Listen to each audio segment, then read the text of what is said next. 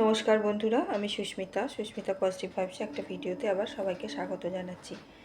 আজকে আমি হ্যাশট্যাগ আমরা সকলের কয়েকদিনের টপিক নিয়ে আলোচনা করব। কয়েকদিনের টপিক বলতে দুদিনের করব। দুদিনেরটা আমি একসাথেই করব, আমার করা হয়ে ওঠেনি।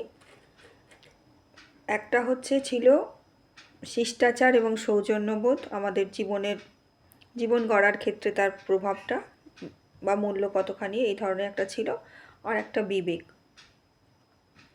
আমি তিনটেকে একসাথে রাখছি। শিষ্টাচার, মাঝখানে বিবেক, পরে সৌজন্যবোধ। বিবেককে আমি মাঝখানে রেখে আলোচনাটা করছি। আচ্ছা, আমার কাছে যেটা মনে হয় শিষ্ট আচার হলো শিষ্টাচার। সেটা কি? শিষ্টাচার হলো কিছু নিয়মের অনুসরণ করা, যে নিয়মগুলো আমার আচরণকে নিয়ন্ত্রণ করে। শিষ্টাচার হলো কিছু নিয়মের অনুসরণ, যেগুলো অনুসরণ করলে আমার আচরণ নিয়ন্ত্রিত হয়। এবং সেই নিয়ন্ত্রিত আচরণকে কে নিয়ন্ত্রণ করে আমার বিবেক। আর তার ফলে আসে আমার সৌজন্যবোধ। সৌজন্যবোধ হচ্ছে সেই নিয়ন্ত্রিত আচরণেরই বহিঃপ্রকাশ, ভদ্রতা, মানে যে আচরণগুলো আমি নিজে অনুসরণ করলে আমার অন্যের উপকারে লাগবে। উপকার মানে কি? কারোর কোনো ক্ষতি হবে না, মানুষের প্রতি সহানুভূতিশীল, ভদ্রতা, সভ্যতা, বিবেচনাবোধ, সেগুলো করাই আমার বিবেক। তাই আমি বললাম বিবেককে আমি মাঝখানে রাখবো। এইভাবে আলোচনাটা যদি করি, সৌজন্যবোধ বা এই জিনিসগুলো, শিষ্টাচারগুলো আমাদের কিন্তু সবটা নিজের থেকেও যেমন আমরা কারুর দেখে শিখতে পারি না। কারণ আমাদের ফ্যামিলিতে যখন শুরু করি, সব ফ্যামিলির কিন্তু কালচার একরকম নয়। এক একটা ফ্যামিলির এক একটা কালচার। যে চ্যারিটি বিগিনস অ্যাট হোম যে কথাটা আছে, সর্বক্ষেত্রে হয় না। এক একটা ফ্যামিলিতে সব কিছু মেনটেন করা হয়, সন্তানরা ঠিকঠাক সেগুলো পালন করে তারা প্রকাশ করে, সেইভাবে সৌজন্যবোধ দেখায়। কিন্তু আবার দেখা যায় ফ্যামিলিতে সবাই উশৃঙ্খল টাইপের, কিন্তু তার পরবর্তী জেনারেশান তারা কিন্তু যথেষ্ট সৌজন্যশীল। এগুলো কে করায়? এগুলো করায় বিবেক। বিবেকটা কি? বিবেকটা হচ্ছে বিবেকটাকে আমরা মনে করি আমাদের গুরু। গুরু হচ্ছে আমাদের কাণ্ডারি বা সারথি বলতে পারো, যে আমাদের ঠিক পথে নিয়ে চলে। কোনটা ভুল, কোনটা ঠিক, আমাদের সেই বোধটা জাগ্রত করে। এবং সেই বোধটা জাগ্রত হওয়ার ফলেই এই সৌজন্যবোধ জিনিসটা আমাদের মধ্যে আমরা প্রকাশ করতে পারি। বিবেকটা গুরু বলতে কি? আমাদের দীক্ষাগুরু, শিক্ষাগুরু স্বয়ং এসে আমাদের কিন্তু করে না। দীক্ষাগুরুর জিনিসটা থাকেও না। তাহলে বিবেকটাকে, ছোট ছেলে মেয়েদের কি তাহলে বিবেক থাকে না? থাকে। তাদের কি দীক্ষাগুরু থাকে? সেইটা নয়। সেই গুরু হচ্ছে আমাদের ভেতরের consciousness, Whisper of our consciousness.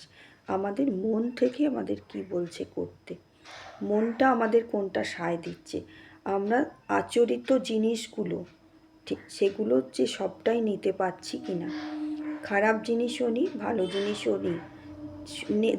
নিই বলতে দেখলাম, শুনলাম, কিন্তু সেটাকে আমরা কাজের জায়গায় অন্যের প্রতি আচরণ করার সময় সেগুলোকে কতটা নিয়ন্ত্রিতভাবে করা ঠিক হবে, সেটা কিন্তু আমাদের বিবেক যদি না ঠিকঠাক জাগ্রত থাকে, আমরা কিন্তু করতে পারি না। বিবেকবোধ বলতে যে জিনিসগুলো বোঝায়, যে মানুষের ভেতরে যে জিনিসটা থাকে, আমার ভেতর থেকে যেন আমাকে কেউ বলে যে, ধরো আমি কোনো খারাপ কিছু করতে যাচ্ছি, ভেতর থেকে আমাকে কেন বলে, যেন কে টেনে ধরে যে না, এই পথটা ঠিক নয়।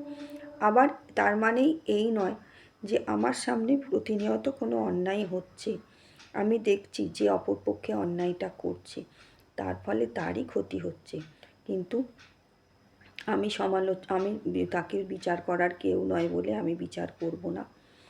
বা তাকে আমি সময়ের হাতে ছেড়ে দেবো, এই জিনিসগুলো সর্বক্ষেত্রে হয় না, করাটা ঠিকও নয়। কেননা সে আমার সন্তান সম হতে পারে, আমার পরিবারের এমন কেউ হতে পারে যে যাকে আমি বললে বোঝালে সে কিন্তু ভুলগুলো বুঝতে পারে।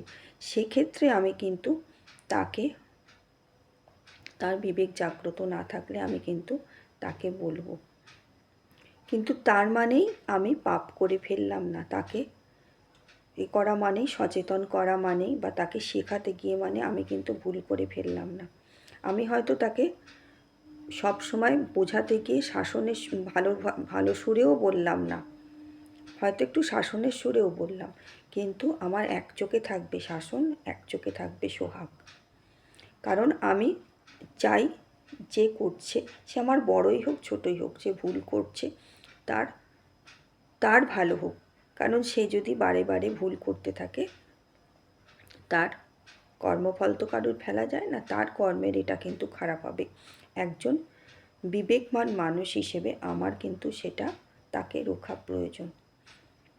শুধু বিবেক নিজের প্রতি খাটানো নয়, অন্যের প্রতি করার এক্ষেত্রে বললাম আমি, এক্ষেত্রে যে তাকেও কিছু করার ক্ষেত্রে যে আমার পাপ হয়ে যাচ্ছে, আমি তাকে শাসন করব না, এই জিনিসগুলো না। এগুলো আবার সুবিবেক জাগ্রত এর লক্ষণ আমি মনে করি না।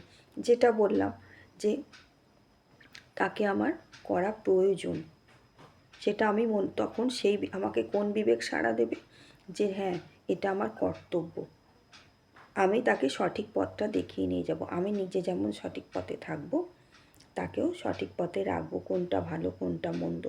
কিন্তু যদি সে মানলো না মানলো, সেটা কিন্তু সম্পূর্ণ তার ভেতরে বিবেক যে সাড়া দেবে, সেটারই বহিঃপ্রকাশ সে করবে। কিন্তু আমি সৌজন্যবোধ দেখিয়ে তাকে ভদ্রতা দেখিয়ে করব, অভদ্রতার সুরে কিন্তু তার বিবেক জাগরণের চেষ্টা করব না। এইভাবে কিন্তু আমাদের শিষ্টাচারগুলো আমরা যেগুলো অনুসরণ করি, বাড়িতেই যেমন জিনিসগুলো আসে, কেউ বাইরের থেকে এলে আমরা তাদের সাথে যেমন ভালো ব্যবহার করি, তাদের সাথে করি, কিন্তু বাড়ির মানুষগুলোর সাথে আমরা যখন করি, কোনো একটা জিনিস ছোটোখাটো জিনিসই নিয়ে এলো, একটা ছোট্ট জিনিস, সবাইয়ের হয়তো জিনিসটাতে কুলোবেও না, কিন্তু সবাই মিলে ভাগ করে খেলাম, খাবার টেবিলে বসে সবাই একসাথে খাওয়া আরম্ভ করলাম, কোথাও গেলাম রাস্তাঘাটে, আমি খুব তাড়াতাড়ির মধ্যে চলে যাচ্ছি, আমার বহুদিনের পরিচিত কোনো মানুষ, সে আমাকে কিছু একটু চায় যে আমি একটু তার সাথে কথা বলি, কিন্তু আমার হাতে একদম টাইম নেই, আমি অ্যাটলিস্ট তাকে একটু স্মাইল করেও তাকে রেসপেক্ট জানাতে পারি। এগুলো সৌজন্যবোধ, এবং এগুলো একজন সুবিবেকবান মানুষ হিসেবে এগুলো করা উচিত বলে আমার কাছে মনে হয়। আমার সামান্য ছোট্ট এটুকু অবদান যদি সেই উল্টো দিকের মানুষটাকে একটু খুশি দিতে পারে, সেটুকু আমি কিন্তু করব। কেউ বিপদে পড়লে আমরা সহজেই পাশ কাটিয়ে যাই, হয়তো সেখানে দেখছি আর্থিক সাহায্য করতে হবে, আমার পকেটে তখন সাফিসিয়েন্ট মানি নেই, সেই জন্য আমি পাশ কাটিয়ে চলে গেলাম।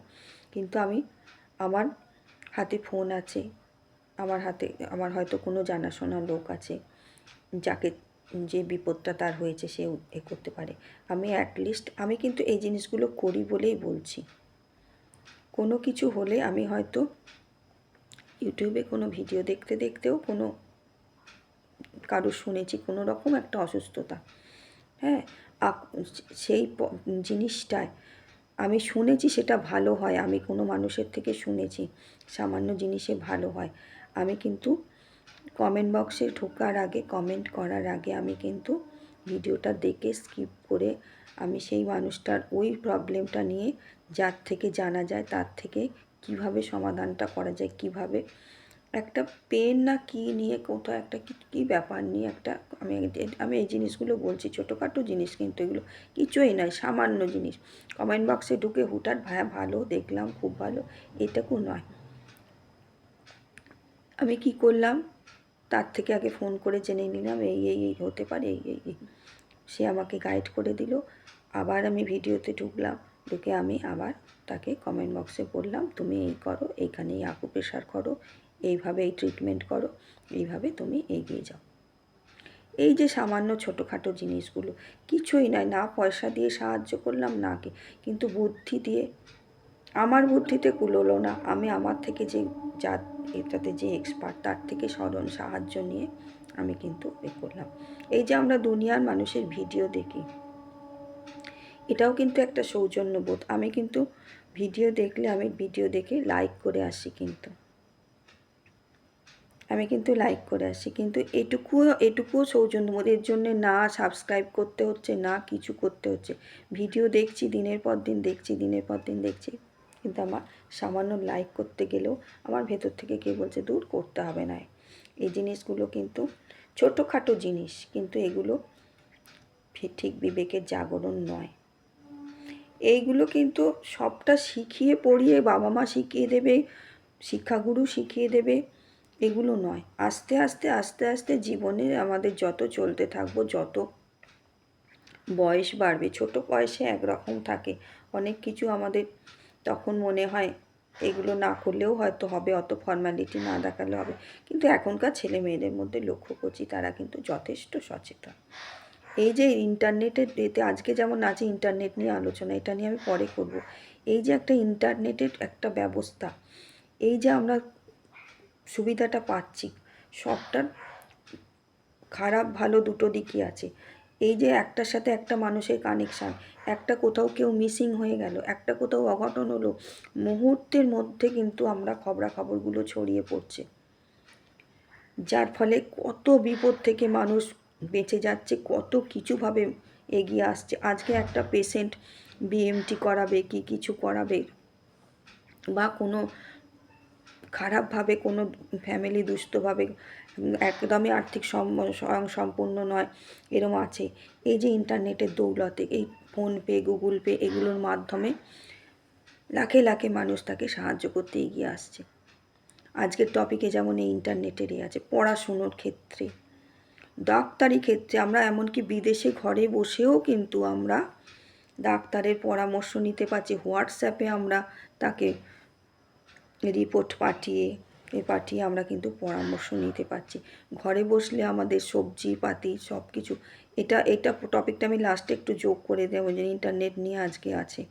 এই যে আমাদের যাবতীয় অসুখ বিসুখের যেমন পাচ্ছি, বাড়িতে বসে গাড়ি বুক করছি, ওলা উবের বুক করে নিচ্ছি, তারপরে কত কী করছি, আমরা খাবার অর্ডার দিচ্ছি, মানুষকে এইভাবে মানুষের পাশে অর্থ দিয়ে বুদ্ধি দিয়ে সাহায্য দিচ্ছি, ছেলে মেয়েদের পড়াশুনো হচ্ছে। খারাপ ভালো সব কিছুরই আছে, চিরকাল ছিল। Science is a blessing or a curse, এটা তো সায়েন্সেরই একটা এই ইন্টারনেটটা। কাছাকাছি একটা প্লেটে আমাকে একটা খাবার দেওয়া হয়েছে, রসগোল্লা দেওয়া হয়েছে, আমি সেটা রসগোল্লা বলে খাবো না ফুলুরি বলে খাবো, সেটা আমার ব্যাপার, চয়েসটা।